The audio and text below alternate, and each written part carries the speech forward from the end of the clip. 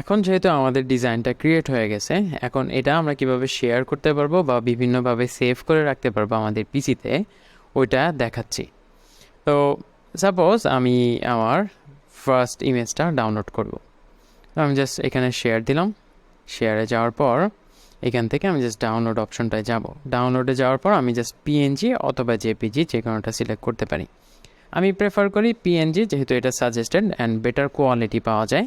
তো পিএনজি দিয়ে আমি চাইলে এখন সেভ করতে পারি। তো অল পেজেস কী করব, অল পেজেস করলে এটা একটা জিপ হিসেবে ডাউনলোড হবে, মানে দুইটা ফটোই ডাউনলোড হয়ে যাবে, ফার্স্টেরটাও সেকেন্ডটাও। আমি অল ইমেজ মানে অল পেজেস চাচ্ছি না, শুধু পেজ 1 চাচ্ছি। তো আমি জাস্ট পেজ 2টা ডিসিলেক্ট করে দিলাম, পেজ 1টা থাকলো। সিলেক্ট করার আরেকটা ওয়ে হলো, আপনি চাইলে এখানে যদি ক্লিক করেন তাহলে সব সিলেক্ট হয়ে যাবে, আবার এখানে ক্লিক করলে সব আনসিলেক্ট হয়ে যাবে, মানে ডিসিলেক্ট হয়ে যাবে। দেন আমি জাস্ট আবার ফার্স্টেরটায় ক্লিক করতে পারি। তো এটা একটা হ্যান্ডি ওয়ে। যখন শুরুতে সবগুলোই সিলেক্টেড থাকে, আমি জাস্ট কী করি, আমি এখানে এসে ফার্স্টে সব আনসিলেক্ট করি, দেন আমার যেই পেজটা দরকার ওইটা সিলেক্ট করে দেন ডান দিই। এটা যখন আরও 15টা 20টা ইমেজ থাকবে তখন আপনার জন্য সহজ হবে।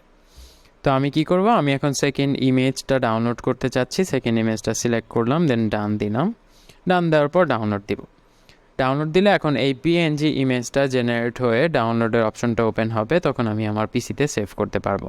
তো 2-1 সেকেন্ড সময় নেয়, দেন আপনি জাস্ট এটা সেভ করে নেবেন।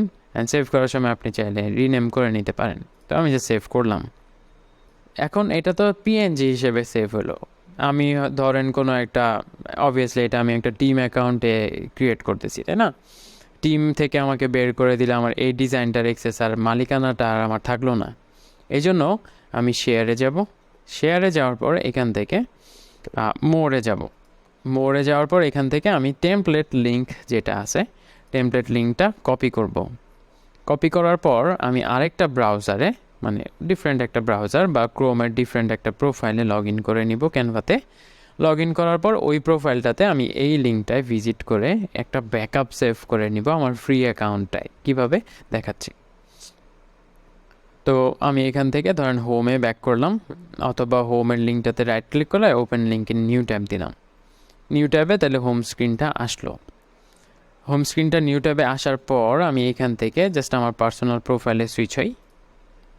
পার্সোনাল প্রোফাইলে সুইচ হওয়ার পর, যারা পার্সোনাল প্রোফাইলে ক্রিয়েট করতেছেন তাদের তো ব্যাকআপ নিজের অ্যাকাউন্টেই আছে, যেহেতু আমি টিম অ্যাকাউন্টে বানিয়েছি জিনিসটা। এই জন্য আমি পার্সোনাল প্রোফাইলে আসার পর এই লিঙ্কটা যেটা মাত্রই কপি করে নিয়ে আসলাম ওইটাতে ভিজিট করব। ভিজিট করার পর ইউজ টেমপ্লেট দিব। ইউজ টেমপ্লেট দিলে কি হবে, এই যে কপি অফ ওই ডিজাইনটা, হ্যাঁ, একটা কপি আমার জন্য আমার ফ্রি অ্যাকাউন্টে সেভ হয়ে গেল। তাহলে কি হচ্ছে, আমার যত ডিজাইন আমি ওইখানে করছি তা আমি এইখানে একটা ব্যাকআপ করে ফেললাম।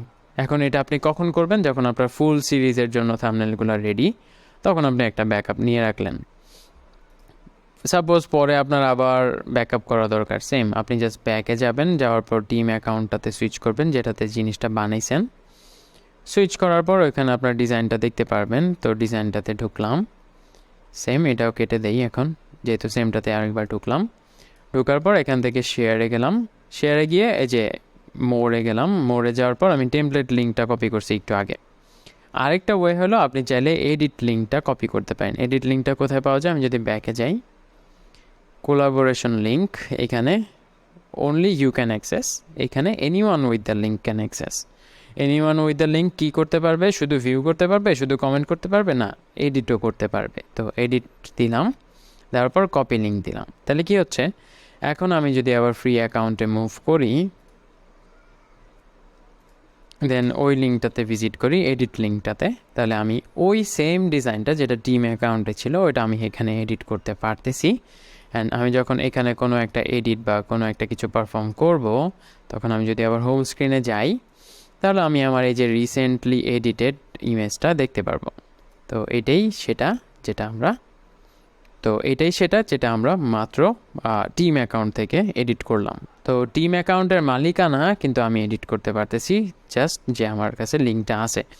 এটার ক্ষেত্রেও আমি যদি একটা সতর্কতা দিয়ে নেই, সেম এটাও আপনাকে যদি আলটিমেটলি ওই টিম থেকে ওই টিমের অ্যাডমিন বের করে দেয়, তাহলে আপনার এইটার এডিট অ্যাক্সেসও থাকবে না, কারণ ডিজাইনটাই নাই, তাই না? এই জন্য থাকতেও পারে, কিছু কিছু ক্ষেত্রে থাকে যদি ওই অ্যাডমিন ডিজাইনটা ডিলিট না করে আপনাকে অ্যাজ এ ইউজার ডিলিট করে, হ্যাঁ, তখন আপনি হয়তো ওই ডিজাইনটা অন্য একটা অ্যাকাউন্টের এডিট অ্যাক্সেস থেকে এডিট করতে পারবেন। এই জন্য বেস্ট হলো আপনি ওই ডিজাইনটা একটা ব্যাকআপ, ওই যে টেমপ্লেট লিঙ্ক ব্যাকআপ করে আপনার অ্যাকাউন্টে রেখে দেন। আরেকটা ওয়ে হইতে পারে যে এডিট অ্যাক্সেসটা, মানে এডিটের অ্যাক্সেসটা, এই লিঙ্কটা আপনি কোথাও সেভ করে রাখেন। এখন আপনার যে কোনো একটা নোটপ্যাড হইতে পারে, গুগল কিপ হইতে পারে, মেসেঞ্জারে হইতে পারে, হোয়াটসঅ্যাপে হইতে পারে, আপনি নিজেকে এই নিজের লিঙ্কটা পাঠায় রাখেন যে কোনো একটা গ্রুপে, নিজের জন্য একটা গ্রুপ খুলে ওই লিঙ্কটা পাঠায় রাখেন। এভাবে আপনি চাইলে ব্যাকআপ রাখতে পারেন। আরেকটা ওয়ে হলো যেটা ক্যানভাতে কাজ করে দেখাচ্ছি, সেটা হলো এখান থেকে আমি যদি এখন রিফ্রেশ দিই, যেহেতু এটাতে আমার এডিট অ্যাক্সেস আছে, আমি রিফ্রেশ দিলেও এই অ্যাকাউন্ট থেকে এডিট করতে পারবো। তো রিফ্রেশ দেওয়ার পর আমি জাস্ট শেয়ারে গেলাম, শেয়ারে যাওয়ার পর ডাউনলোডে গেলাম, ডাউনলোডে যাওয়ার পর এখান থেকে আমি পিডিএফ প্রিন্ট দিব। পিডিএফ প্রিন্ট সিলেক্ট করার পর সব পেজ আর বিজি থাকলো, 8 GB থাকলো, দেন ডাউনলোড দিব। তাহলে এই পিডিএফ প্রিন্টটা ডাউনলোড হচ্ছে 2টা ইমেজ সহ। পিডিএফ প্রিন্টটা ডাউনলোড করার মেইন একটা রিজন আছে, সেটা এখন বলতেছি একটু পর। ডাউনলোড হচ্ছে, হ্যাঁ, ডাউনলোড হোক। ডাউনলোড হওয়ার পর আমি সেভ দিলাম। আচ্ছা, ডাউনলোড হচ্ছে। আরেকটা জিনিস ডাউনলোড করে নিই। তো আমি পিডিএফটা ডাউনলোড করলাম, পিডিএফটা ডাউনলোড করার পাশাপাশি আমি আরেকটা ফরম্যাট ডাউনলোড করি, 2টা ডিফারেন্স যেন আপনাকে দেখাইতে পারি। তার জন্য মোড়ে গেলাম, মোড়ে যাওয়ার পর এখান থেকে স্ক্রল ডাউন করে মাইক্রোসফট পাওয়ার পয়েন্ট যে অপশনটা আছে ওইটা সিলেক্ট করব। তাহলে অল পেজেস অ্যান্ড ডাউনলোড, তাহলে পিপিটিএক্স একটা ফরম্যাট আমার জন্য সেভ হচ্ছে। তো পিপিটিএক্স ফরম্যাটটাও আমি সেভ করলাম। এখন আমি হোম স্ক্রিনে ব্যাক করি। হোম স্ক্রিনে ব্যাক করার পর এখন আমার ব্যাকআপ নেওয়া হয়ে গেল, তাই না? নেক্সট ভিডিওতে আপনাকে দেখাবো কিভাবে এই ব্যাকআপগুলো আপলোড করতে হয়, অ্যান্ড ব্যাকআপগুলো আপলোড করার পর ডিফারেন্সটা দেখাবো পিডিএফ আর পিপিটিএক্সের মধ্যে কী রকম ডিফারেন্স থাকে।